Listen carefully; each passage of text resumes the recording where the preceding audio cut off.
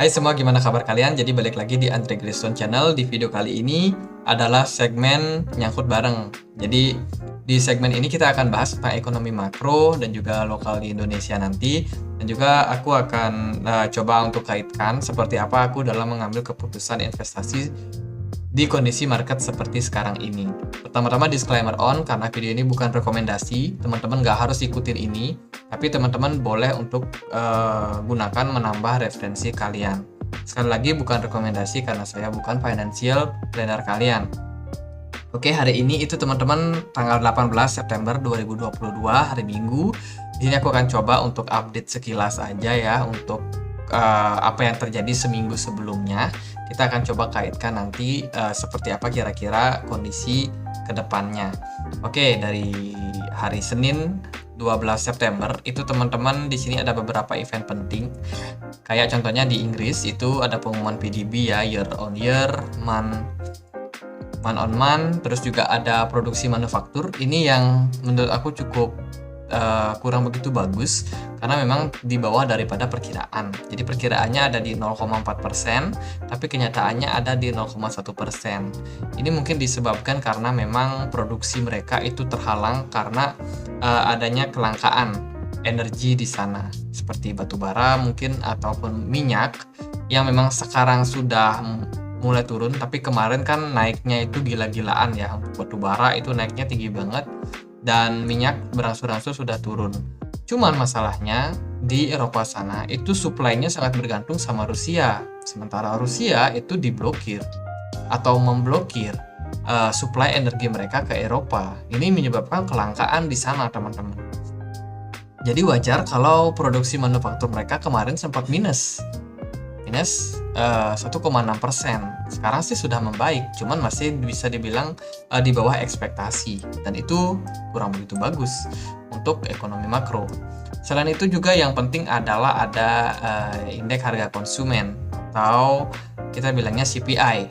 Nah, CPI di Amerika itu bisa dibilang mengalami penurunan, atau inflasi di sana itu mengalami penurunan dari 8,5% turun ke 8,3%. Hanya saja ini di bawah ekspektasi juga. Jadi maunya The Fed kemarin kan bisa turunin sampai sedalam-dalamnya, dan banyak pakar yang memprediksi bisa turun sampai 8,1%. Tapi ternyata enggak, teman-teman. Dia turun, cuman turunnya enggak signifikan. Ini berarti keputusan yang diambil The Fed sebelumnya menaikkan suku bunga itu ternyata belum cukup untuk meredam inflasi. Dan ini yang sangat-sangat menjadi kekhawatiran masyarakat global saat ini. Karena ya inflasinya masih tinggi. Terus juga ya The Fed mungkin harus menaikkan suku bunga lagi di minggu ini ya. Jadi minggu ini hari Kamis nanti bakalan ada lagi untuk FOMC. Dan ini adalah data-data yang kita dapatkan di minggu lalu. Mungkin bisa menjadi pertimbangan untuk The Fed nanti, apakah dia akan menaikkan suku bunga dengan agresif atau tidak. Jadi inflasinya masih bisa dibilang tinggi meskipun turun. Cuman langkah yang akan dilakukan The Fed kemungkinan bakalan bisa menaikkan suku bunga. Banyak yang memprediksi sampai 75 basis point. Ada juga yang prediksi sampai 100 basis point. Nah, kita nggak tahu lah yang benar yang mana. Itu untuk CPI di Amerika, inflasinya sudah bisa dibilang turun, cuman masih di bawah ekspektasi. Terus juga besoknya di tanggal 14 September itu ada CPI dari Inggris. CPI-nya turun, turun di sekitar 0,2%. Ini cenderung di bawah ekspektasi, di mana mereka memperkirakan bahwa bakalan naik, tapi ternyata turun. Ya, oke lah.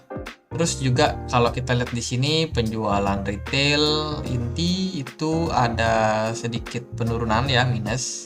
Terus juga klaim pengangguran, teman-teman, ternyata pengangguran di Amerika sana menurun. Ini juga merupakan sebuah hal yang bagus buat perekonomian, dan ya yang lain mungkin nggak akan terlalu. Oh, ini di hari Jumat 16 September itu ada untuk produksi ekonomi di Cina. Year on year itu sudah mengalami peningkatan. Artinya ekonomi di Cina itu sudah semakin baik untuk saat ini. Terus juga ini ada indeks harga konsumen di Eropa itu stabil ya. Jadi dari sebelumnya itu sama di 9,1%, prediksinya juga sama 91% dan actually-nya juga sama. Jadi ya itu untuk review sekilas aja tentang apa yang terjadi seminggu belakangan. Dan ini dia inflasi di Amerika itu turun. Cuman turunnya nggak signifikan, masih di bawah ekspektasi. Dan ya di minggu ini kita akan ada beberapa event penting. Hari Senin ada libur nih untuk Inggris, hari libur bank. Jadi bank ya libur di sana. Kita nggak tahu apakah market saham juga ikutan libur. Terus juga di sini bakalan ada event penting teman-teman. Di hari Rabu ada pidato dari gubernur ECB, European Central Bank ya. Jadi akan ada pidato, mungkin akan sangat berpengaruh juga tentang energi. Ini dia. Nah ini Uni Eropa itu atasi krisis energi seperti yang sudah kita bahas tadi. Di mana Eropa itu dalam kondisi yang kurang begitu bagus karena memang supply daripada Rusia yang sebelumnya mereka terima itu sekarang sudah di stop. Mungkin di stop sebagian atau permanen, kita nggak tahu pasti karena tidak semua mungkin komoditi yang di stop. Ada beberapa komoditi yang tidak di stop, tapi yang pasti minyak di sana itu sangat-sangat sulit teman-teman. Ini bisa menyebabkan kehancuran sih untuk negara-negara yang ada di Eropa, dan tentunya krisis yang besar ini bisa sangat berdampak pada seluruh dunia karena Eropa itu identik dengan industrial ya, jadi manufaktur ya, pabrik-pabrik semua banyak di sana. Dan itu terus juga di hari Kamis nanti itu akan ada FOMC. Nah ini yang paling ditunggu oleh market saat ini. Kira-kira The Fed bakalan naikin suku bunga sebesar apa nih? Karena memang hal ini akan terpengaruh juga sama dolar, sehingga ini juga mempengaruhi keputusan orang-orang dalam berinvestasi nanti di market. Jadi hari Kamis tanggalnya 22 September 2022, tanggal cantik. Oke, ini bakalan sangat-sangat penting. Jadi hati-hati teman-teman yang mungkin trading ya mendekati tanggal-tanggal tersebut, mungkin di hari Selasa atau di hari Rabu itu sudah harus aware bahwa ini sangat berbahaya. Market mungkin sangat bergejolak, volatile, naik dan turun. So ya kita harus hati-hati dan tetap fokus melihat ke depannya kira-kira keputusan apa yang bisa kita ambil supaya menguntungkan. Itu mungkin untuk event penting ya, jadi nggak akan terlalu banyak. Di sini ada pidato juga dari The Fed, Jerome Powell di hari Sabtunya. Ya kira-kira bakalan gimana ya The Fed, apakah bakalan agresif dalam menaikkan suku bunga atau tidak? Oke, kita akan move ke berita-berita yang lain. Di sini ada kota tempat pasukan Rusia dipukul mundur tentara Ukraina. Teman-teman, perang masih berlangsung di Rusia dan juga di Ukraina. Perang masih berlanjut dan sekarang diberitakan kalau Rusia itu ada menarik mundur ya pasukan mereka dari daerah yang sudah mereka kuasai di Ukraine, karena memang mereka lebih berfokus buat defense saat ini untuk Rusia. Dan Ukraina seperti mendapatkan tambahan amunisi dari Amerika untuk menunjang perang mereka. Jadi mungkin perang ini bakalan tetap berlangsung sampai tahun depan di 2023. Jadi apapun bisa terjadi pada market, mungkin krisis yang lebih parah bisa terjadi. Ya kita doakan semoga memang ini bakalan cepat berakhir sih. Kita kan pengennya damai ya, kita pengen lihat market naik lagi.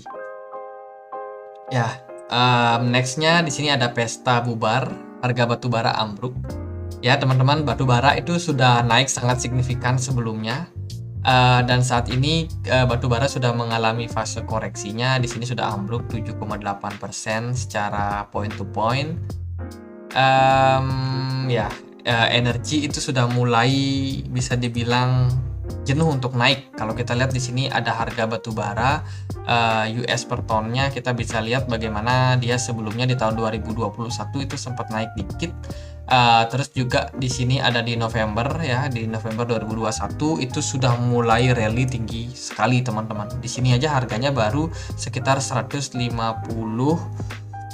US dollar per ton.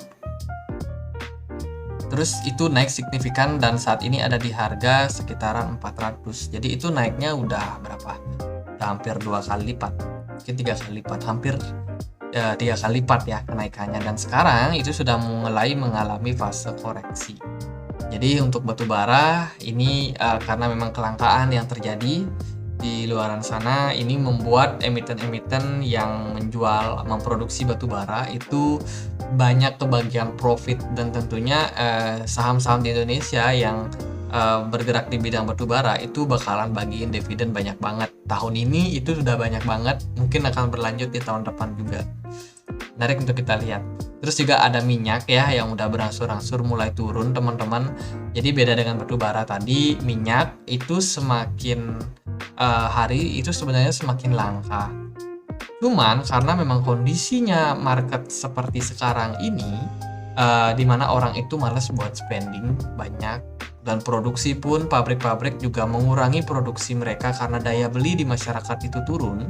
Ini menyebabkan konsumsi minyak sebenarnya di seluruh negara itu juga mengalami penurunan, sehingga karena demand-nya sedikit, supply-nya masih banyak bisa dibilang, ini menyebabkan harganya tergolong turun. Meskipun kita nggak bisa memungkiri ke depan bila mana ada kelangkaan lagi, ada banyak permintaan tiba-tiba karena memang Eropa sudah masuk musim dingin, bisa jadi harga minyak bakalan naik lagi.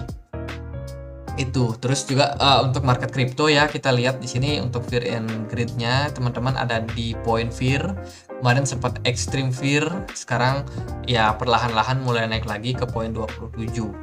Untuk besok itu update-nya akan ada di 11 jam sekian menit, baru kita akan lihat seperti apa kondisi psikologi market secara umum untuk market kriptonya. Terus juga Uni Eropa itu lagi atasi krisis energi. Teman-teman dari beberapa media yang saya baca itu contohnya di Belanda nih. Di Belanda listrik itu sudah naik sekitar 10 kali lipat. Ini luar biasa, sangat tinggi ya. Misalkan kita biasa bayar listrik itu ya 100.000 per bulan misalkan.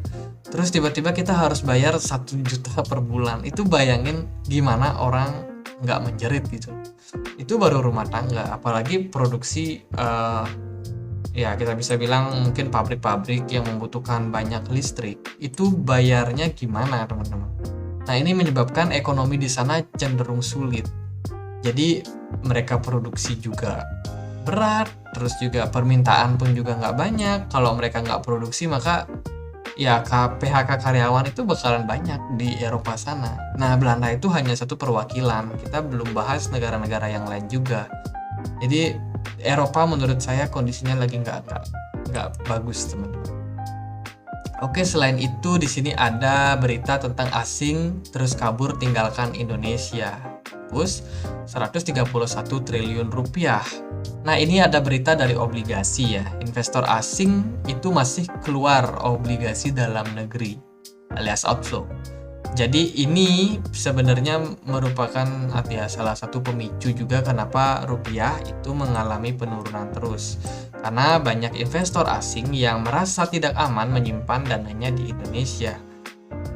Karena faktor eksternal seperti meningkatnya harga dolar ya. Karena kalau dolarnya naik maka seluruh aset yang bertentangan dengan dolar bakalan kena inflasi.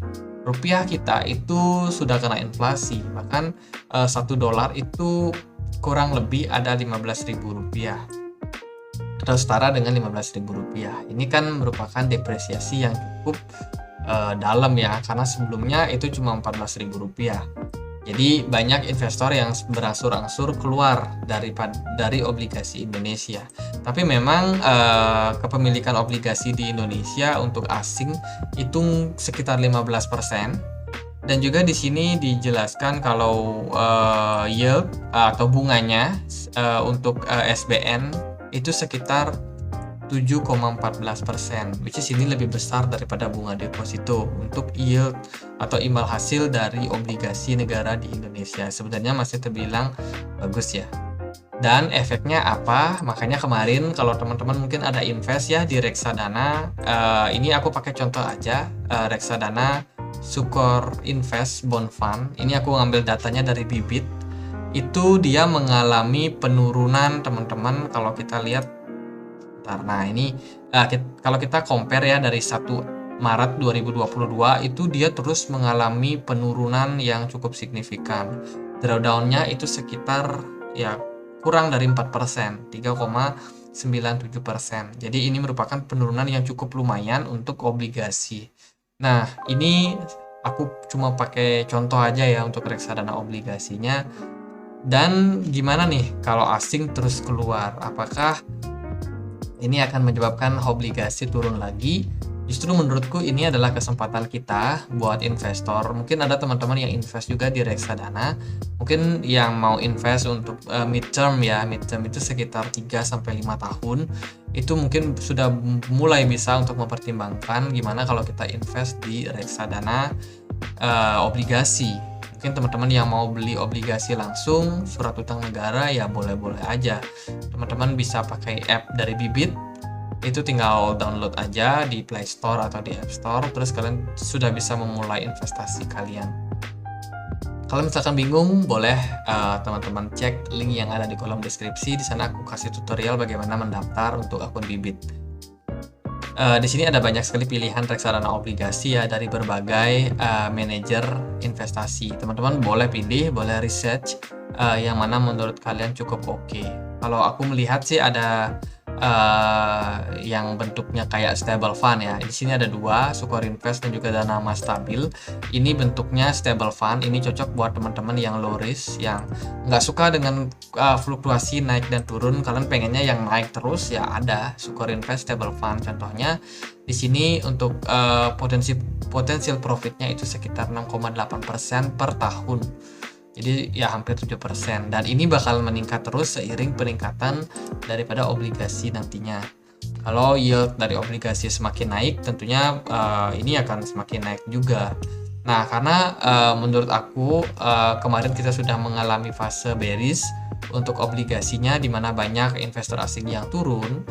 Sepertinya saat ini sudah mulai ada tanda-tanda kita mungkin bakalan mulai untuk naik lagi untuk obligasinya.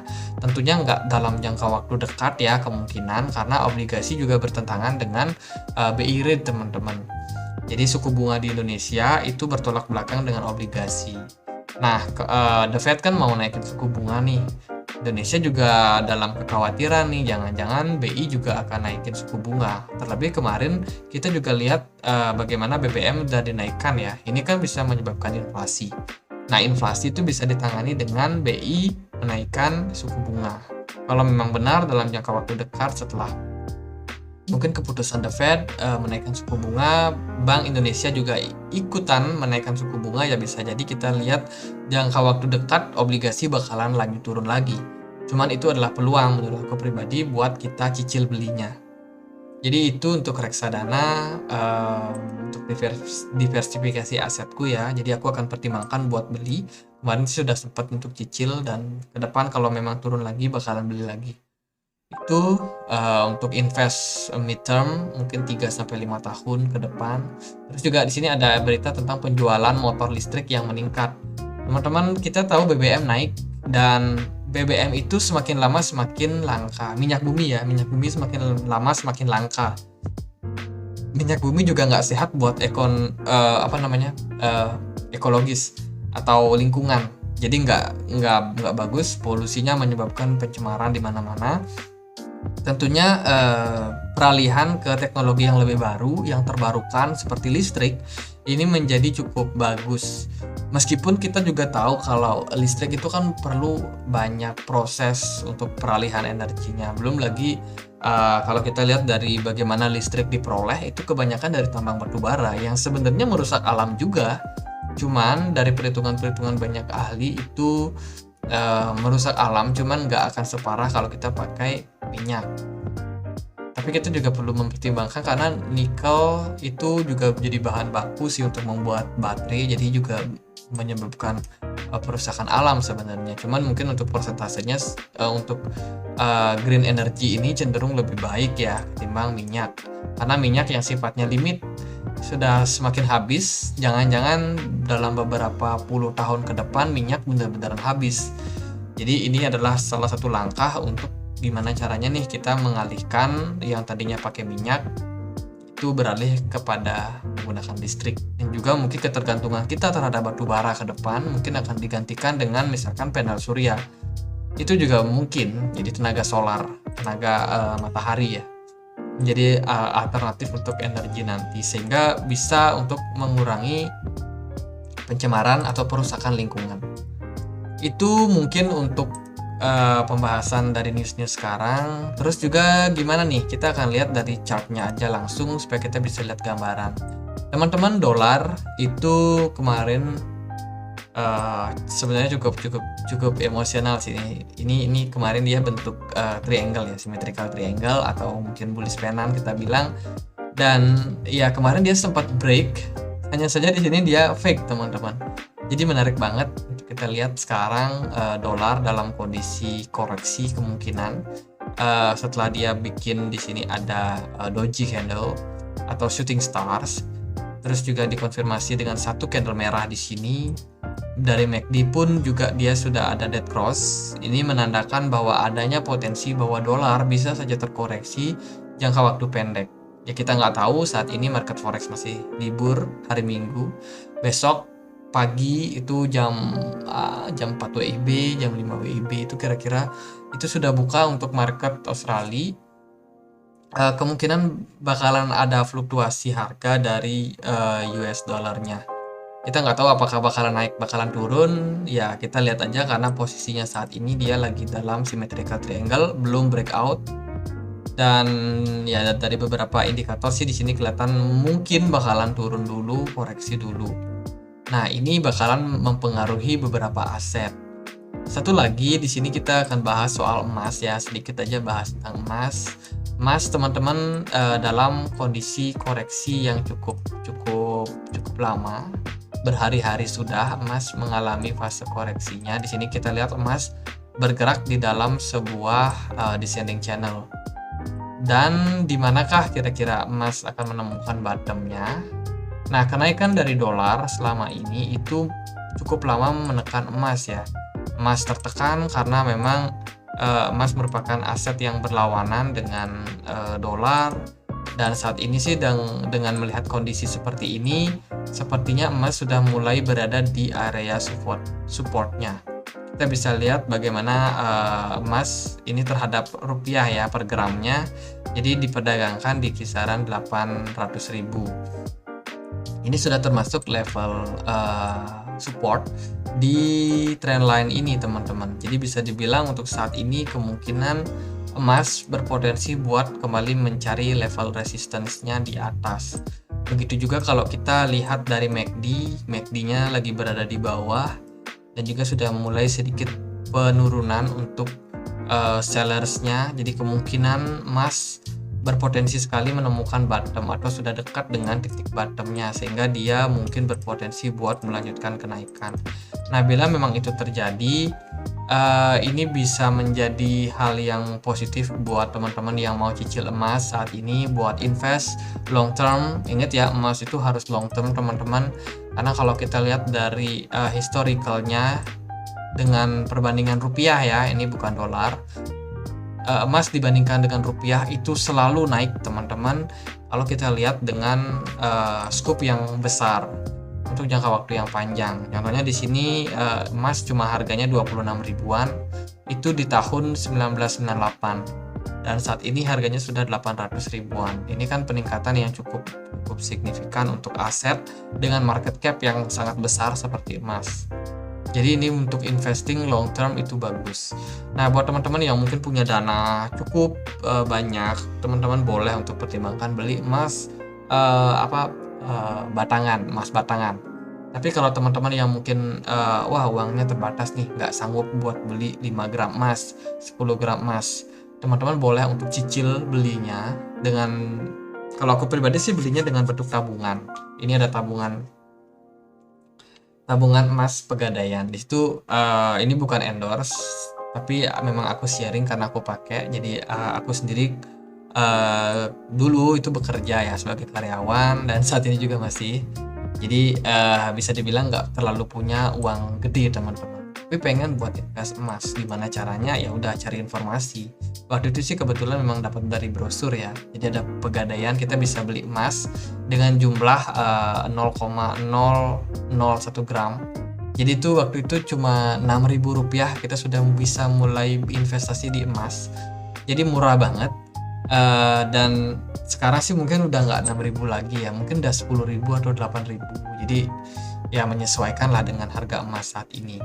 Jadi itu pilihan aku pribadi, aku pakai tabungan karena memang kalau aku beli emas batangan itu pertama biayanya gede buat sekali beli, yang kedua nggak ada tempat nyimpan di rumah, itu nggak aman, takutnya nanti jatuh, patah, harganya berkurang, ataupun kecurian atau hilang, lupa naruhnya di mana, itu juga bisa jadi concern aku pribadi. Makanya belinya ya dalam bentuk tabungan. Sebenarnya sih ini alternatif aja teman-teman.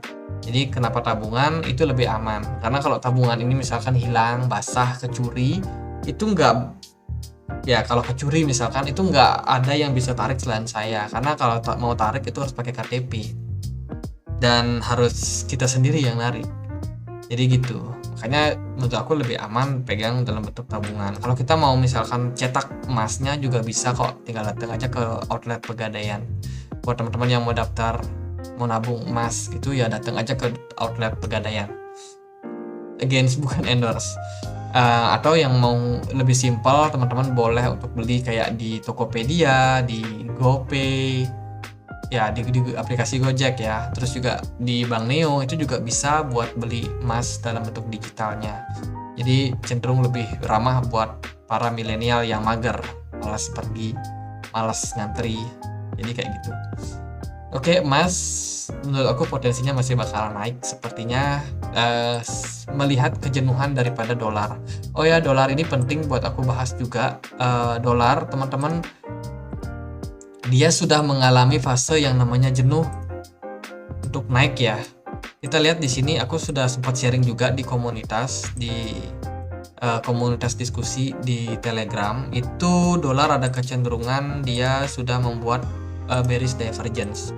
Artinya adalah dolar kemungkinan bakalan mencari titik topnya, di mana all time high yang bisa dicapai dolar dalam jangka waktu mungkin beberapa bulan ke depan. Kita nggak tahu kapan, tapi kalau memang waktu itu tiba, maka dolar ini akan berpotensi mengalami koreksi setelahnya. Jadi tanda pertama sudah muncul adanya bearish divergence pada dolar. Jadi tinggal menunggu aja dolar mengalami koreksi, maka aset-aset yang hedge yang berbeda berlawanan dengan dolar itu kemungkinan bakalan dapat momentum buat naik. Contohnya seperti obligasi tadi, mungkin juga akan ada rupiah juga akan semakin menguat. Deposito mungkin akan lebih baik ya di dalam negeri, terus juga Bitcoin, terus juga saham-saham di Indonesia juga bakalan punya potensi buat mengalami kenaikan setelah koreksinya dolar. Itu terus juga dari Bitcoin ya, ini mungkin teman-teman banyak yang invest di Bitcoin. Kita besok akan ada closing untuk time frame weekly. So far kalau kita lihat di sini, pertarungan buyer dan seller cukup kuat. Bitcoin pun juga hari ini sepertinya dimainkan oleh whales ya, dia masih bergerak di kisaran $20.000. Cuman kita penting sekali untuk melihat di mana kira-kira closing daripada Bitcoin ke depan. Kalau Bitcoin mampu closing teman-teman mungkin sekitar $20.000 aja, ini merupakan sign yang bagus di mana adanya keberimbangan antara seller dan buyer. Jadi seolah-olah market memang dipertahankan dalam kondisi seperti sekarang ini. Cuman yang harus kita waspadai adalah apakah buyer ini masih kuat untuk menahan, di mana dalam waktu dekat kita akan melihat potensi The Fed untuk menaikkan suku bunga. Ini akan menyebabkan dolar semakin naik teman-teman. Jadi untuk volume perdagangan sebenarnya nggak ada masalah. Bitcoin masih tetap ramai diperdagangkan. Terus juga dari segi indikator kemarin juga sudah ada golden cross ya dari MACD dan cukup bagus. Saat ini histogramnya masih hijau, berpotensi masih hijau, dan berpotensi juga Bitcoin sudah menemukan titik bottomnya. Cuman aku pribadi lebih expect kalau Bitcoin masih bisa turun lagi teman-teman. Jadi supaya ya mungkin yang mau share di bawah itu bisa dapat harga yang lebih murah lagi. Ya cuma nggak tahu lah apakah Bitcoin masih bisa turun apa enggak. Oke, kalau kita lihat dari jangka waktu pendek ya, ini aku pakai time frame di 4 jam. Ini MACD mungkin bisa di sedikit. Sekarang sudah, tadi pagi aku sempat analisa juga bahwa ada potensi ketika Bitcoin ini breakout daripada descending channel, dia akan breakout nih. Nah, saat ini berpotensi buat naik, ternyata dia nggak sampai di 21,2. Nah, aku dapatnya dari mana? Itu dari Fibonacci, ditarik dari swing high ke swing low, maka di sini ada Fibo 61,8. Jadi aku expect kalau dia bisa naik sampai 21,2, belum terjadi. Sementara sih kelihatan naiknya agak loyo. Mungkin dia bisa balik lagi turun ke 19,5 ya. Atau dia mungkin bisa menyentuh level resistance-nya dulu di kisaran 20,4 ribu dolar. Dari volume, karena hari ini hari Minggu, cenderung agak kecil sebenarnya, dan ya kita mungkin harus melihat seperti apa besok pergerakan dari market, terutama market dolarnya. Karena memang ini bisa jadi anomali juga buat market kripto, entah dia bakalan kemana ke depan teman-teman. Tapi kalau katakanlah dolar bakalan naik, ataupun suku bunga di Amerika bakal naik secara agresif, ini tentunya bisa menyebabkan Bitcoin kena tekan yang lebih dalam lagi.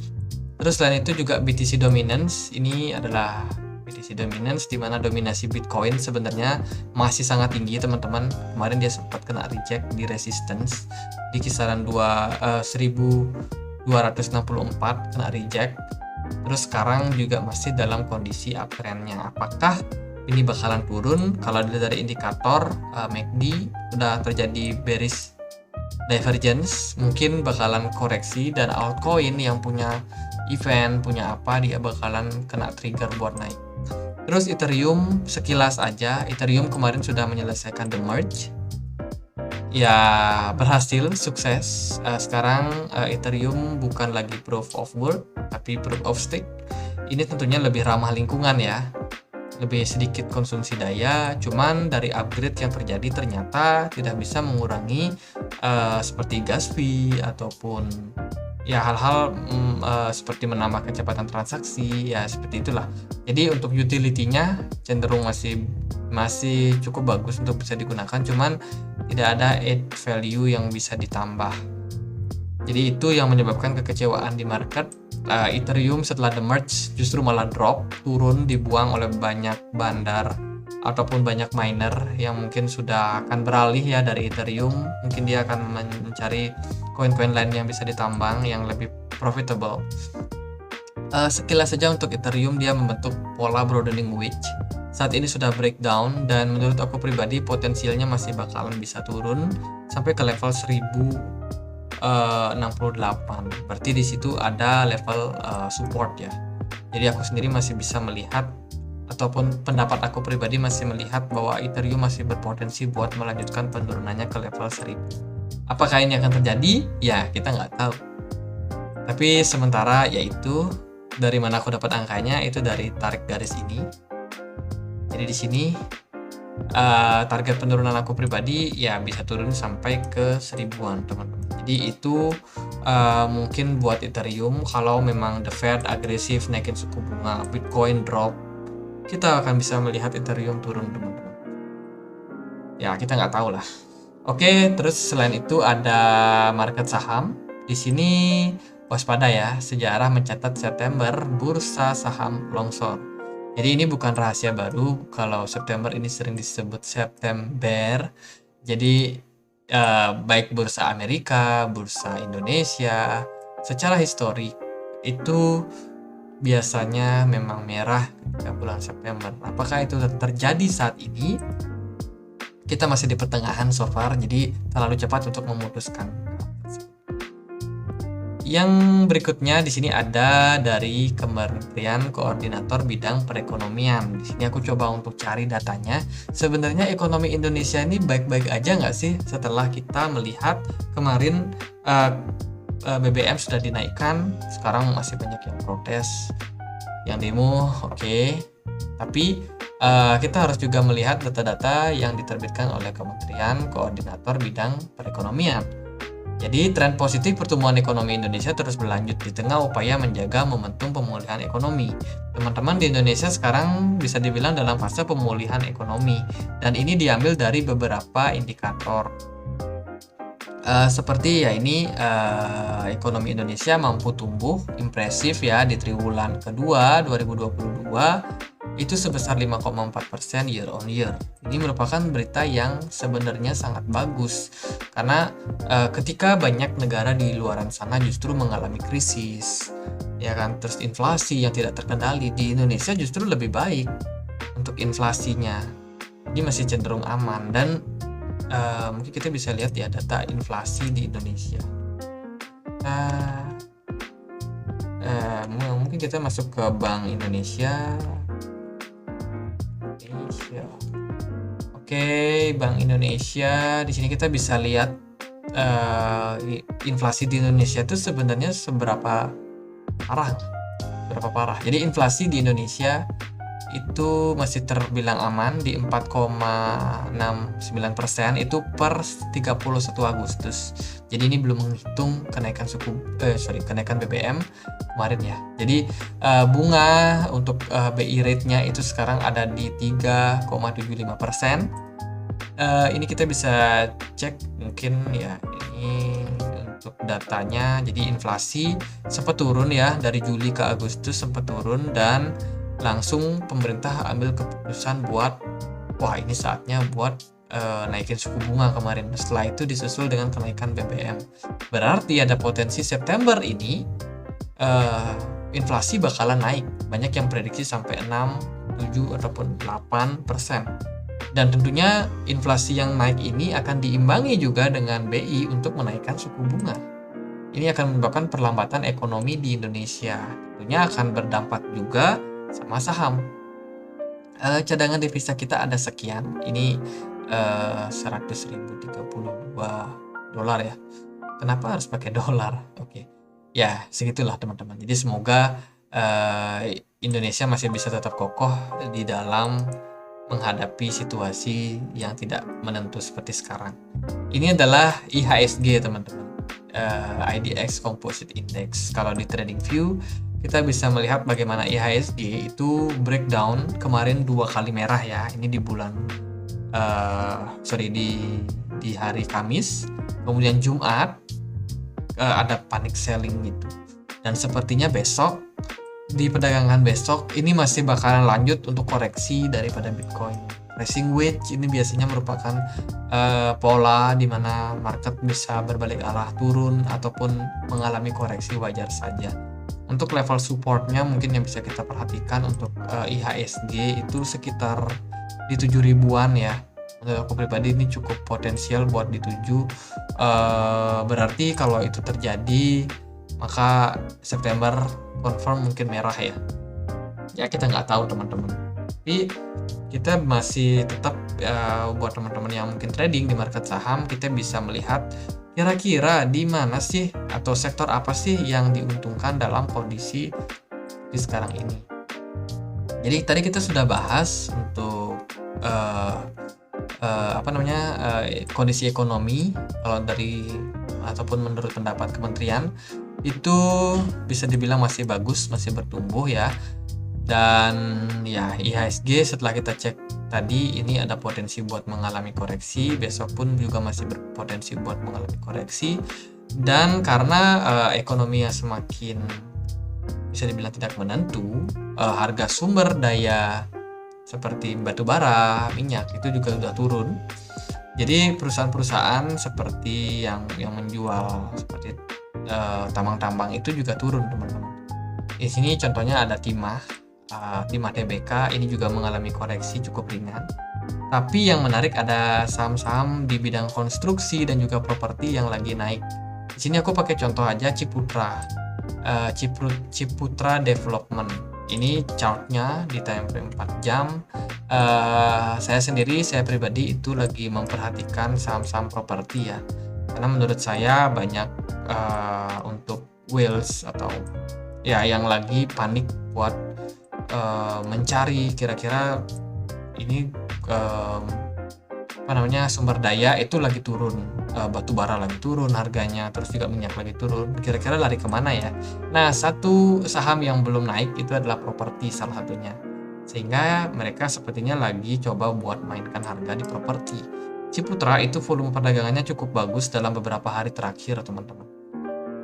Ini juga ditunjang setelah dia berhasil bentuk breakout dari triangle di sini, dan saat ini berpotensi kembali melanjutkan penguatannya untuk jangka waktu pendek sih menurut aku pribadi, karena saham-saham properti itu sangat-sangat terpengaruh ya sama BI rate. Jadi kalau BI rate-nya dinaikkan, otomatis orang yang mau ngambil KPR misalkan itu akan bayar lebih mahal, butuh bayar lebih mahal. Ini akan menurunkan minat mereka buat beli properti untuk saat ini. Ini menyebabkan menurunnya mungkin kayak pembelian properti untuk perusahaan-perusahaan ini, sehingga menurunkan labanya. Ini akan berpengaruh juga sama harga sahamnya. Jadi jangka waktu pendek sepertinya sih properti mungkin masih bisa naik, cuman dia lebih bakalan naik terbatas ya, bukan untuk jangka waktu panjang sepertinya. Karena memang kita masih dalam kekhawatiran kalau The Fed menaikkan suku bunga, terus juga inflasi di Indonesia karena BBM, Indonesia ataupun Bank Indonesia juga ikut menaikkan suku bunga, ya bisa jadi saham-saham properti cuma naiknya sesaat, terus setelah menjelang pengumuman suku bunga mungkin bakalan turun lagi. Jadi hati-hati buat teman-teman yang trading. Ya, salah satunya juga yang bisa kita perhatikan selain Ciputra adalah Pakuwon Jati. Ini juga salah satu saham properti ya, jadi udah naik di Juli kemarin juga udah mulai dapat momentum naik, dan dia masih terbilang bergerak di dalam sebuah triangle di sini, ataupun dia bisa dibilang juga dalam kondisi naik dalam sebuah ascending channel. Jadi ya itu again ini bukan rekomendasi. Terus kalau kita lihat dari saham perbankan teman-teman, BBRI itu koreksi cukup dalam karena salah satu penggerak IHSG adalah saham-saham dengan market cap besar seperti BBCA, BBRI. Ini turun menjelang keputusan The Fed. Mungkin juga sepertinya mereka cukup optimis kalau The Fed bakal naikin suku bunga, sehingga aksi profit taking terjadi di market saham dengan kapitalisasi besar seperti BBRI. Oke, mungkin sekian aja untuk pembahasannya.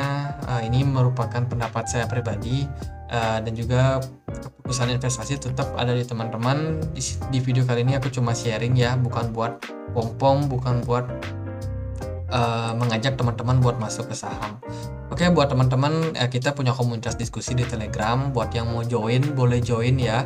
Bisa temukan linknya di kolom deskripsi. Di sini kita bisa sama-sama belajar tentang dunia investasi, sharing-sharing analisa, sharing-sharing profit, ya macam-macam lah, sharing-sharing informasi. Silakan bisa cek di deskripsi kalau teman-teman mau sama-sama belajar. Oke, sekian aja video kali ini. Thank you for watching. Akhir kata, saya Andre. Makasih.